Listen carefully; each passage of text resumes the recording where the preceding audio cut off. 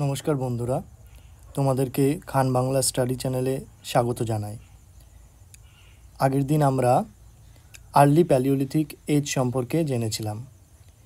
আজকে আমরা দেখব মিডল প্যালিওলিথিক পিরিয়ড। তো আর্লি প্যালিওলিথিক পিরিয়ডটা আমরা দেখেছিলাম 3.5 মিলিয়ন ইয়ার্স থেকে 1 লক্ষ ইয়ার্স পর্যন্ত স্প্যান করেছিল, অর্থাৎ 35 লক্ষ থেকে 1 লক্ষ বছর আগে আমাদের এই আর্লি প্যালিওলিথিকের সময়কাল আমরা দেখতে পারি। আজকে আমরা দেখব যে এই 1 লক্ষ থেকে 40,000 বছর আগের সময়, যেটাকে বলছে মিডল প্যালিওলিথিক এজ। এবং এই সময়ে আমরা দেখব যে আর্লি প্যালিওলিথিক সময়ের মতোই যে ক্লাইমেটটা সেটা কিন্তু ড্রায়ার এবং লেস হিউমিড, অর্থাৎ শুষ্ক এবং খুব অল্প জলীয় বাষ্প আমরা দেখতে পেতাম। এবং আইস এজ, যেটা আর্লি প্যালিওলিথিক এজে আমরা দেখতে পাই, এখানেও কন্টিনিউ করে। ছবিগুলো তোমরা দেখতে পাচ্ছ, ড্রাই একটা লেস হিউমিড কন্ডিশন আর আইস এজ চলছে।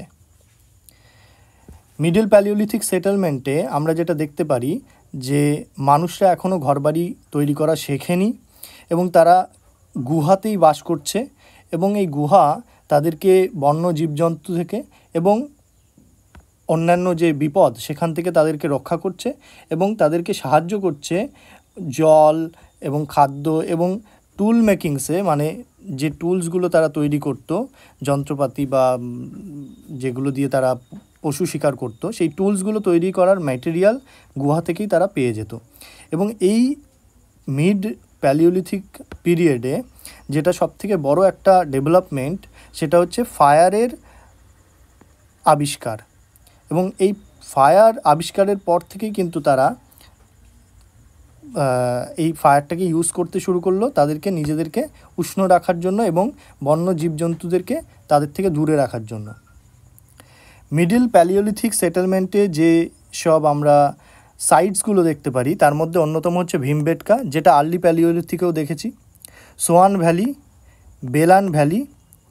এই 3টে সাইটস কিন্তু ওভারল্যাপ করছে, অর্থাৎ আর্লি প্যালিওলিথিক পিরিয়ডেও আমরা দেখতে পারি মানুষের সেটেলমেন্টস এখানে রয়েছে। এবং মিডল প্যালিওলিথিক পিরিয়ডেও ভীমবেটকা, যেটা মধ্যপ্রদেশে অবস্থিত, সোয়ান ভ্যালি পাঞ্জাবে, এখন সেটা পূর্ব পাঞ্জাব, মানে আগে পাঞ্জাবটা ভারতের মধ্যে ছিল আনডিভাইডেড ইন্ডিয়াতে, এখন সেটা পাকিস্তানের মধ্যে, সোয়ান ভ্যালি সেখানে অবস্থিত। বেলান ভ্যালিটা উত্তরপ্রদেশে রয়েছে এবং উত্তরপ্রদেশের মির্জাপুর নাম শুনেছ, মির্জাপুর সিরিজ আছে একটা, তো সেই মির্জাপুরের কাছেই বেলান ভ্যালি, উত্তরপ্রদেশের বেলান ভ্যালি, সেখানে আমরা মিডল প্যালিওলিথিক সেটেলমেন্টটা দেখতে পারি। এছাড়া কিছু আদার সাইটস রয়েছে, যেমন আজমের এবং দিদবানা, রাজস্থানের আজমের এবং দিদবানাতে আমরা দেখতে পারি মিডল প্যালিওলিথিক সেটেলমেন্ট। মহারাষ্ট্রে দেখতে পারি সাউথ অফ তুঙ্গাভদ্র।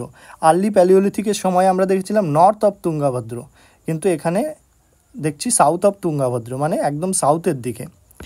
আর নর্মদা ভ্যালিতে দেখতে পাচ্ছি, ছোটনাগপুর প্ল্যাটু ঝাড়খণ্ডের, এই জায়গাগুলোতে দেখতে পাচ্ছি পোটওয়ার প্ল্যাটু, যেটা কিনা ইন্দাস এবং ঝেলাম নদীর মাঝখানে অবস্থিত, নেভাসা, যেটা সেন্ট্রাল ইন্ডিয়াতে রয়েছে, এবং বিশাখাপট্টনম কোস্ট, এই জায়গাগুলোতে কিন্তু বিশাখাপট্টনম কোস্ট হচ্ছে অন্ধ্রপ্রদেশে আছে। তো এই জায়গাগুলোতে আমরা মিডল প্যালিওলিথিক সেটেলমেন্টগুলো দেখতে পাচ্ছি। এবং ভীমবেটকা একটা ইউনেস্কো ওয়ার্ল্ড হেরিটেজ সাইট, তো এটা তোমরা খেয়াল রাখবে। এই নামগুলো কিন্তু ইম্পর্টেন্ট, একটু দেখবে খেয়াল করে। ফুড রিসোর্স আমরা আর্লি প্যালিওলিথিকে যেমন দেখেছিলাম তাতে কোনো চেঞ্জ আসেনি, তারা কিন্তু এখনও এগ্রিকালচার জানতো না। আমরা দেখব পরবর্তীকালে যে নিওলিথিক পিরিয়ডে তারা এগ্রিকালচারের যে নলেজ সেটা গেইন করে, যার জন্য গর্ডন চাইল্ড নিওলিথিক পিরিয়ডটাকে নিওলিথিক রেভলিউশন বলেছিল। এবং তারা মূলত এই সময় হান্টিং এবং ফোরেজিং করতো। তো হান্টিং আর ফোরেজিং কি? হান্টিং হচ্ছে যে তারা অ্যানিম্যালসকে হান্ট করতো এবং তারপরে সেটা খাদ্যরূপে গ্রহণ করতো। এছাড়া ফোরেজিং মূলত রিলেটেড হচ্ছে তারা যে ফলমূল, শাকসবজি, মানে এইগুলোকে জোগাড় করে খেত, মেনলি হচ্ছে ফ্রুটস, সিডস, তারপর নাটস এবং এডিবল প্লান্টস। তো এই যে জিনিসপত্র যেটা প্লান্ট বেসড, সেটাকে ফোরেজ বলছে, আর যেটা অ্যানিম্যাল বেসড সেটাকে হান্টিং করে তারা খেত। মিডল প্যালিওলিথিক টুলসের যে ডেভেলপমেন্ট, সেখানে আমরা দেখি যে এটা ফ্লেক বেসড টুল ইন্ডাস্ট্রিতে পরিণত হয়। আমরা আর্লি প্যালিওলিথিকে দেখেছিলাম হ্যান্ডেক্স ব্যবহার হয়, ফ্লেক টুলস ব্যবহার হয়, পেবেল টুলস ব্যবহার হয়। যারা আগের ভিডিওটা দেখোনি একটু দেখে নিও। তো এখানেও কিন্তু আমরা হ্যান্ডেক্স এবং পেবেল টুলস এগুলোকে হঠাৎ করে ডিসঅ্যাপিয়ার হতে দেখব না, এরা কন্টিনিউ করবে, এরা চলবে, কিন্তু ফ্লেক টুলসের যে ইম্পর্টেন্সটা সেইটা বাড়তে থাকবে। এবং এই হ্যান্ডেক্স এগুলো নিয়েও একটু জেনে নিই যে হ্যান্ডেক্স বা ক্লিভার্স এগুলো মূলত লার্জ কোর টুল। তো কোর আর ফ্লেকের কনসেপ্টটা আগের ভিডিওতেই বলেছিলাম, তাও একবার বলে দিচ্ছি। একটা বড় পাথর, সেখান থেকে যখন ভেঙে ছোট একটা পাথর তৈরি হচ্ছে, পাথরের কোনো টুল তৈরি করা হচ্ছে, এটাকে বলছে ফ্লেক।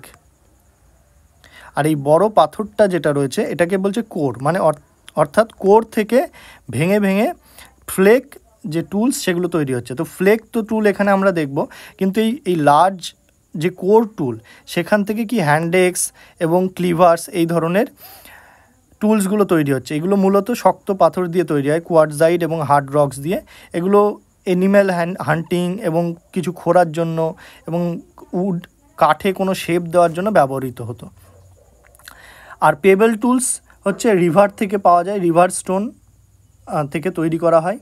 এই যে দেখতে পাচ্ছ পেবেল টুল, এবং এটা মূলত যে নাট রয়েছে বাদাম টাইপের জিনিস সেগুলোকে ভাঙার জন্য ব্যবহার করা হতো, বা সিড ক্রাশ করার জন্য ব্যবহার করা হতো।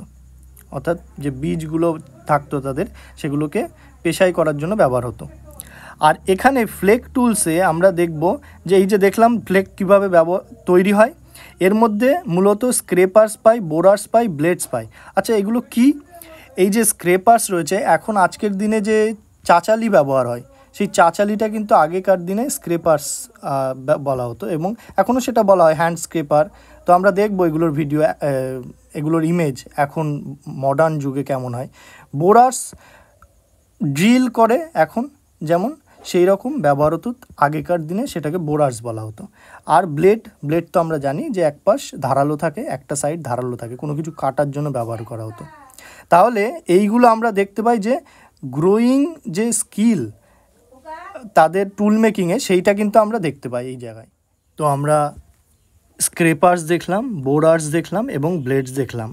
তো এইগুলো মডার্ন ডেতে আমরা কিন্তু এইভাবে দেখতে পারি। স্ক্রেপার্স হচ্ছে চাচালি, এবং বোরার্স এই যে ড্রিল মেশিন হয়, ড্রিল মেশিনের সামনের অংশটা এটা দেখাচ্ছে, এইটা হচ্ছে বোরার্স। তো এইরকম ড্রিল করার জন্য তারা কিছু ব্যবহার করতো মিডল প্যালিওলিথিক এজে। এবং এছাড়া ব্লেডস তো জানো তোমরা যে একটা পাশ ধারালো থাকে, এবং অনেক ব্লেডসে দুই পাশই ধারালো থাকে। তো এই যে হচ্ছে তাদের ব্লেড টুল। তো এইগুলো মূলত ফ্লেক দিয়ে তৈরি করা হতো। তো এই ছিল আজকের ভিডিও। আশা করি তোমাদের এই ভিডিওটা হেল্পফুল হবে, এবং যদি কিছু শিখতে পারো এবং যদি ভ্যালু অ্যাড করে থাকে, তাহলে অবশ্যই তোমরা ভিডিওটাকে লাইক করো এবং তোমার বন্ধুদের সঙ্গে শেয়ার করে দিও। ধন্যবাদ।